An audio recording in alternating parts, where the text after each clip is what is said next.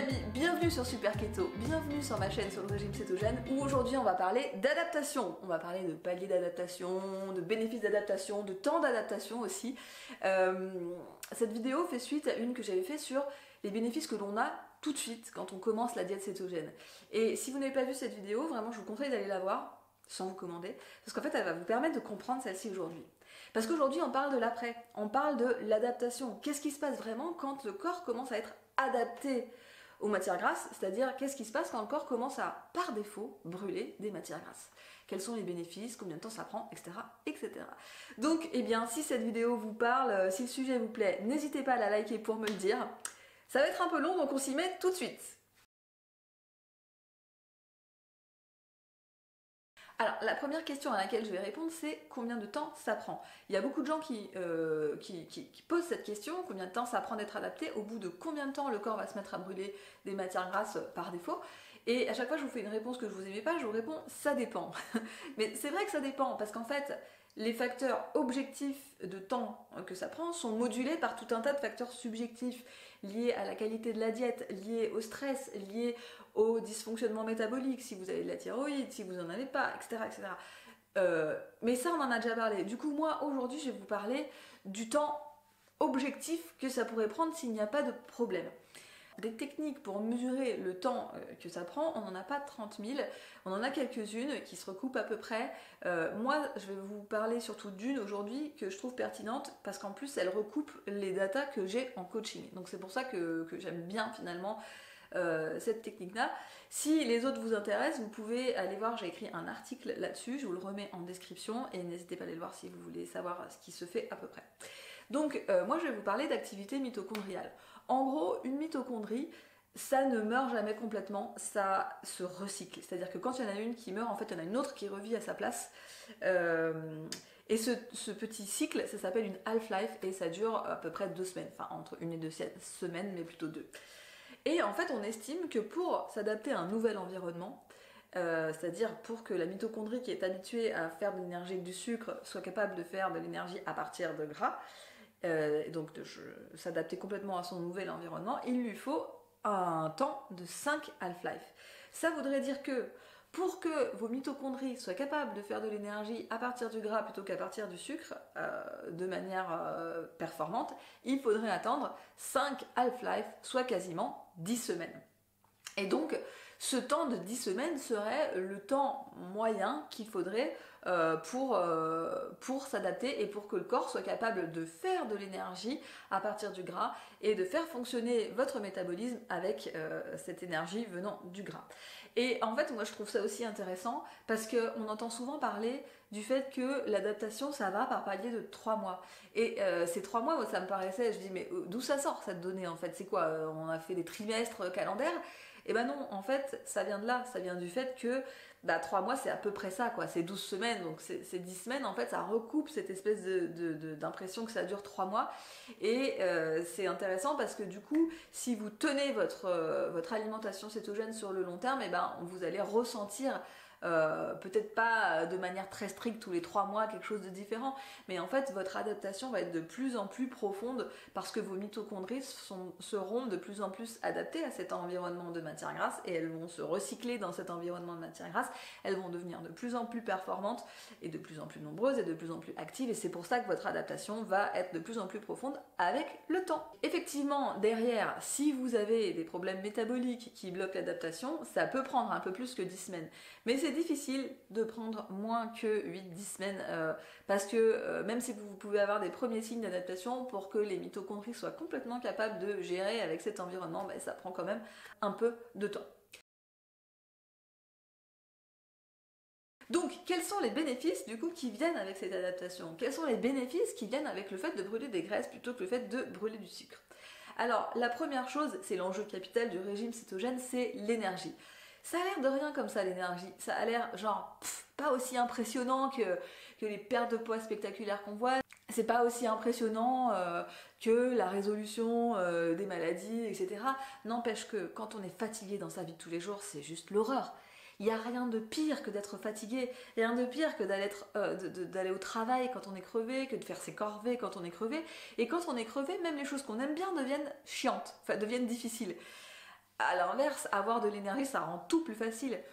Quand on a de l'énergie, en fait, tout ce qu'on a à faire dans la vie se fait avec légèreté, en fait, avec facilité. Et je pense vraiment, enfin, que c'est vraiment un game changer, l'énergie. Euh, et pourquoi alors le régime cétogène apporterait plus d'énergie? Alors, dans un premier temps, il n'en apporte pas plus, mais c'est une énergie qui est plus stable. Parce que quand vous consommez des glucides, vous êtes très dépendant de votre prise alimentaire. Quand vous mangez des glucides, vous allez avoir ce sugar high, vous êtes très bien tout de suite, et puis ensuite vous avez un down, et puis ensuite l'énergie décroît jusqu'à votre prochaine prise alimentaire. Donc en fait, quand on est un brûleur de sucre, on a une énergie pas mal en dents de scie dans la journée. On a souvent des coups de barre après au niveau de la digestion, etc. etc. Ça disparaît quand on est quelqu'un qui brûle des graisses parce que l'énergie est constante. Quand vous avez mangé du gras, vous brûlez des graisses alimentaires et quand vous en avez plus, vous passez sur vos graisses stockées. Donc il n'y a pas de fluctuation majeure d'énergie. Il peut y en avoir, évidemment, mais pas majeure. D'autre part, quand vous mangez des glucides, votre réserve de glycogène stocké n'est pas infinie. En gros, pour quelqu'un qui va être très musclé, on n'excède pas 4000, 5000 calories d'énergie stockée sous forme de glycogène. En revanche, de l'énergie stockée sous forme de gras, même une personne maigre en a environ 40 000. Donc en fait, vous avez énormément d'énergie stockée. Et c'est aussi pour ça qu'en régime cétogène, on peut jeûner beaucoup plus facilement. C'est qu'on a tout simplement plus de réserves.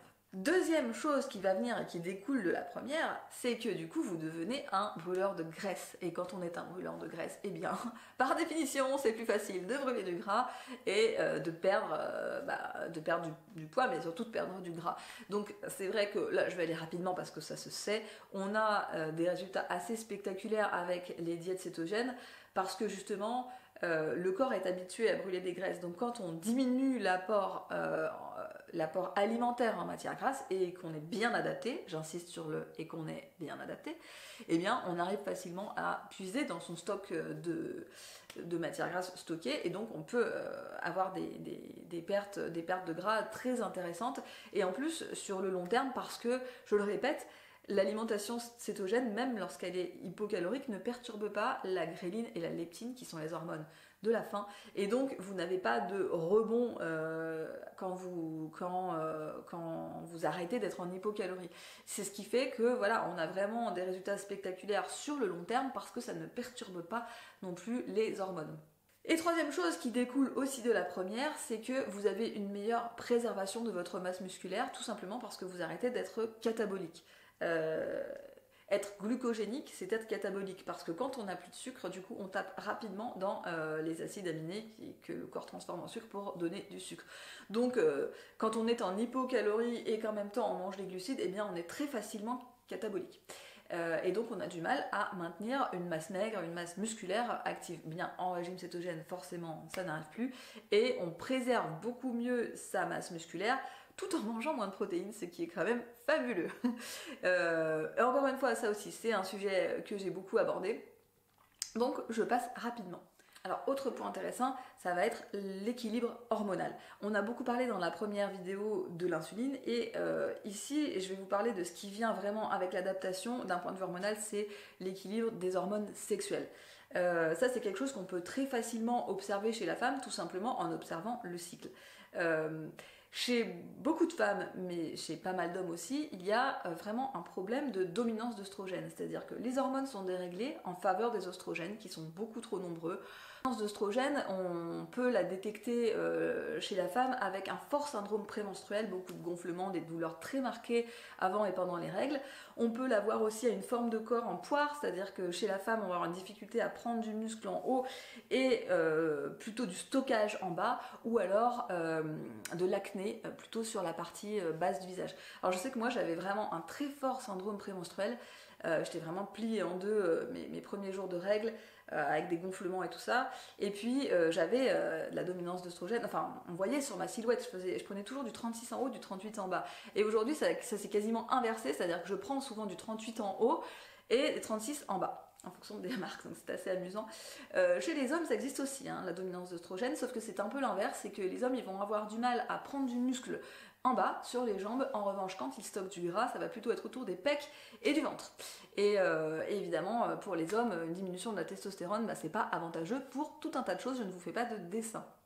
Et donc, ce qu'on observe avec l'adaptation, déjà chez la femme, c'est vraiment une régulation du cycle. On a le temps des règles qui a tendance à s'allonger et à se rapprocher des 5 jours, qui est un peu le temps canonique, entre guillemets, et un cycle qui devient de plus en plus régulier. Moi, je sais que je suis passée de n'avoir plus du tout de règles à avoir des règles chaotiques et maintenant à être une véritable horloge. C'est assez affolant des fois. Mais la disparition de la dominance d'œstrogène, c'est important pour plein d'autres choses, notamment le SOPK, la fertilité et tout un tas d'autres problèmes de santé. Je ne peux pas tout mentionner, mais l'équilibre hormonal, c'est vraiment une clé de santé, c'est une base en fait de santé, puisque des hormones découlent plein d'autres phénomènes dans le corps. Donc chez les hommes, avec l'adaptation, on va avoir une remontée de la testostérone, une diminution de l'œstrogène, parce qu'en plus le corps arrive mieux à détoxifier ses œstrogènes une fois qu'il est adapté. Et puis on va avoir une meilleure libido chez l'homme et chez la femme. Voilà, puis si vous faites des analyses, vous verrez sûrement les taux changer également.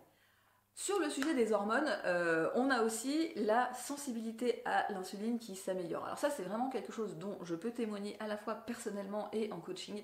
C'est qu'il y a énormément de gens qui arrivent dans le régime cétogène et qui, sans être diabétiques, ont quand même de la résistance à l'insuline. Qu'est-ce que ça veut dire? Ça veut dire en gros que quand vous mangez quelque chose de sucré et que votre corps balance de l'insuline pour faire redescendre la glycémie, eh bien ça ne marche pas, ou plus, parce que vous l'avez trop fait. C'est-à-dire que vous avez abusé de ce système qui à la base était un système d'urgence, et donc du coup quand vous l'utilisez, ça ne marche plus. Et comme ça ne marche plus, votre corps il essaye d'en rebalancer encore pour faire redescendre la glycémie, mais ça ne marche pas. Donc du coup vous avez une hyperinsulinémie qui est très inflammatoire, et une glycémie qui reste élevée longtemps, ce qui est problématique aussi. Et donc ça donne des personnes qui, dans leur première semaine de régime cétogène, même quand elles ne mangent plus de glucides, ont encore une glycémie élevée. Mais parce que voilà, il y a vraiment ce problème. Et ça, c'est vraiment quelque chose qui, avec le temps, s'améliore énormément. Et en fait, quand vous arrêtez de solliciter sans cesse le système d'urgence, que vous le mettez au repos et que vous ne l'utilisez que ponctuellement quand il y a un accident, et bien comme par hasard, il remarche. C'est le principe de la sensibilité à l'insuline. C'est tout simplement que si vous arrêtez d'utiliser l'insuline tout le temps, vu qu'elle n'est pas prévue pour, et bien quand vous l'utilisez, ça marche. Et vous n'avez plus besoin de milliards de quantités d'insuline, une petite goutte permet de faire redescendre la glycémie.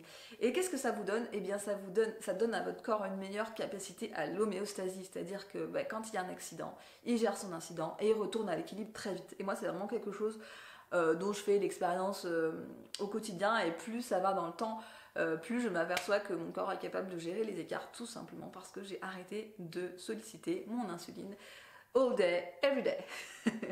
Autre domaine qui va beaucoup bouger aussi avec l'adaptation, c'est toute la zone cognitive, en fait, toute la zone du fonctionnement du cerveau, et j'inclus là-dedans les maux de tête.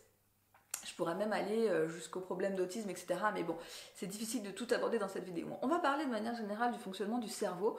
On entend souvent dire qu'avec le régime cétogène, il y a un meilleur focus mental, meilleure capacité à se concentrer et une disparition des maux de tête. Alors pourquoi? Eh bien, en fait, il y a beaucoup de gens qui font l'expérience, et beaucoup plus que ce que vous croyez, d'un problème de malabsorption du sucre dans le cerveau. Le cerveau n'arrive pas à utiliser le sucre pour fonctionner, n'arrive plus, et ça c'est lié à une résistance à l'insuline dans le cerveau. C'est le même principe que ce que je viens de vous expliquer, mais dans le cerveau. Et donc il y a une sorte de crise énergétique, c'est que votre cerveau veut fonctionner avec du sucre, il n'y arrive pas, donc il y a une crise. Et cette crise, elle va provoquer une difficulté à se concentrer. Pour certaines personnes, ça va se traduire par des maux de tête, et ça c'est la forme bénigne que ça prend. Mais ce genre de crise énergétique, quand c'est poussé à son extrême, eh bien, vous arrivez sur des problèmes tels que l'épilepsie, sur des problèmes tels que l'autisme, ou sur des problèmes de maladies neurodégénératives comme Parkinson ou Alzheimer. Parce que les personnes, quand elles arrivent à la fin de leur vie, et que toute leur vie, en fait, elles ont développé de la résistance à l'insuline dans le cerveau, et que le cerveau, à chaque fois, il a cette crise, et qu'il n'a pas de carburant, et qu'il ne sait pas, et ne peut pas fonctionner, eh bien, on arrive sur des... en fait, on endommage des parties du cerveau de manière parfois irréversible. Donc, le régime cétogène va apporter une solution à ça de deux manières. La première, c'est que déjà, la crise énergétique, il va la bypass en apportant un carburant de remplacement. Ok, vous ne pouvez pas utiliser du sucre, mais c'est pas grave. toute façon, moi, j'en consomme plus. Et en plus, je suis en train de vous donner un autre carburant, les cétones, que vous pouvez utiliser. Le cerveau fonctionne très bien avec des cétones. Donc en fait, la crise énergétique, elle est résolue temporairement grâce à ces cétones. Le cerveau peut fonctionner normalement. Et donc on récupère un focus mental qu'on n'avait plus, ou alors on évite la crise énergétique qui va donner les maux de tête, etc. Et la deuxième chose, c'est que comme je viens de vous le dire, dans le temps, la résistance à l'insuline diminue, et vous avez une meilleure sensibilité à l'insuline. Donc en fait, la crise énergétique qui était aussi liée au fait de la résistance à l'insuline, elle diminue et vous avez une meilleure capacité quand vous consommez du sucre d'utiliser ce sucre. Donc en fait, ces deux leviers en fait combinés font que vous avez un meilleur fonctionnement du cerveau. Alors pour les personnes qui ont des maux de tête, il faut faire très attention aussi aux minéraux. Vous, plus que les autres, faites attention au sodium, au magnésium et au potassium pour éviter les crises. Mais vraiment, ce problème de résistance à l'insuline dans le cerveau et de malabsorption du sucre, c'est la mère de tout, mais quasiment tous les dégénérescences et les problèmes au niveau du fonctionnement du cerveau. Donc là, c'est quasiment incontestable que le régime cétogène apporte et l'adaptation apporte une vraie solution de long terme pour ces problèmes-là. Et enfin, dernière chose, c'est surtout pour les personnes qui viennent au régime cétogène pour des problèmes métaboliques, pour des problèmes de maladies auto-immunes, et Dieu sait qu'il y en a de tout poil. C'est pas dans les premières semaines que vous allez avoir des résolutions de vos problèmes. Les premières semaines peuvent vous apporter un allègement des symptômes, ça se voit pour la maladie de Crohn, ça se voit pour... mais si vous voulez, vous n'avez pas encore... Votre corps n'a pas eu le temps de bénéficier des effets anti-inflammatoires, votre corps n'a pas encore eu le temps de revenir à la homéostasie, et vous ne pouvez pas juger des effets du régime cétogène sur votre maladie auto-immune en juste 2-3 semaines. Parce que vraiment, il faut le temps que l'inflammation se calme, il faut le temps que le corps s'habitue aux cétones, et s'il vous plaît, vous qui venez là pour des problèmes métaboliques, pour des maladies auto-immunes, donnez à la diète cétogène au moins 10 semaines. Donnez-lui 10 semaines avant de vous faire un avis, parce que sinon vous risquez de totalement passer à côté. Et vraiment, moi j'ai de plus en plus de témoignages de gens avec du SOPK, avec de la maladie de Crohn, avec du diabète, avec la sclérose en plaques, vraiment qui montrent qu'il faut s'accrocher. J'ai vraiment beaucoup de projets pour 2020, de témoignages, de choses comme ça, pour essayer de vous donner une idée de ce qu'on peut attendre comme résultat, de vous donner une idée de combien de temps il faut le faire. Mais déjà, mettez-vous en tête de tenir au moins 10 semaines avant de vous faire un avis. Et si vous avez du mal à tenir, je ne sais pas, regardez une vidéo d'un retour de course marrant, ou essayez une recette de lemon curd, ou venez vider votre sac dans les commentaires, j'essaierai de vous apporter mon soutien comme je peux, voilà. Et il y a de fortes chances que je n'ai pas parlé de tout, parce que vous avez vu, cette vidéo est déjà longue et je ne peux pas tout aborder. Si vous voulez partager votre expérience de ce que vous apporte l'adaptation, n'hésitez pas dans les commentaires, c'est vachement intéressant. Et je dis pas ça pour que ma vidéo apparaisse mieux dans les algorithmes de YouTube, mais vraiment partager votre expérience, c'est ça aussi l'intérêt de cette chaîne. Et je vous dis à très bientôt dans la télé-réalité de la cétose.